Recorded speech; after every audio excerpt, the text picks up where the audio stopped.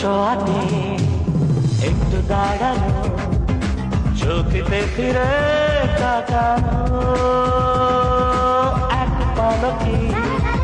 সেই দেখাতে